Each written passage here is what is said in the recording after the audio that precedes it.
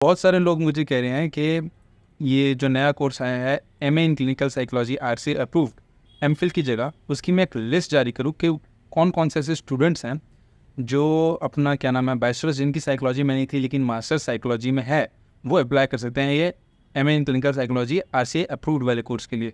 तो मैं कहना चाहता हूँ इसकी ऐसी कोई ऑफिशियल लिस्ट भी नहीं है और मैं इसकी लिस्ट ऐसे बैठ के बना भी नहीं पाऊँगा। क्यों?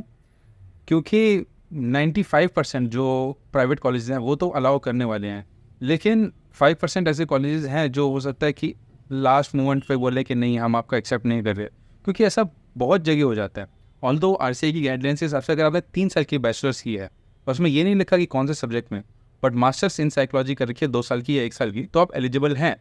और बाकी अगर आपने 4 साल की बैचलर्स कर रखी है तो आप एलिजिबल हैं ही हैं इन साइकोलॉजी, लेकिन वो होना चाहिए। बट फिर भी देखा जाए तो काफ़ी सारे इंस्टीट्यूट्स एमफिल करने के लिए भी अलाउ नहीं करते थे स्टूडेंट्स को, क्योंकि उन्होंने एमए कर रखी थी न्यूरोसाइकोलॉजी में। अब ये थोड़ा सा वियर्ड है क्योंकि आपने साइकोलॉजी में एमए कर रखी है तो आप अलाउड होने चाहिए हो आरसीआई गाइडलाइंस के हिसाब से एमफिल के लिए भी। लेकिन ऐसे काफ़ी सारे कॉलेजेस थे जो रोक देते थे, नहीं भाई हमें एमए इन या तो साइकोलॉजी चाहिए या क्लिनिकल साइकोलॉजी चाहिए।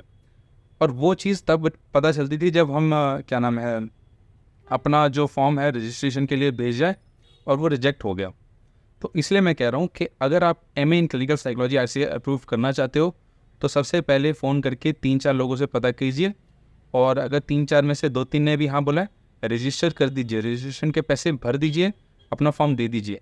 अगर एक्सेप्ट हो गया तो बिल्कुल वेल एंड गुड, आप एग्ज़ाम दीजिए। एंड 95 प्राइवेट कॉलेजेस में आप अप्लाई कीजिए, 95 क्या आप सारे प्राइवेट कॉलेजेस में अप्लाई कीजिए जिन जिन में आप एग्ज़ाम देना चाहते हैं।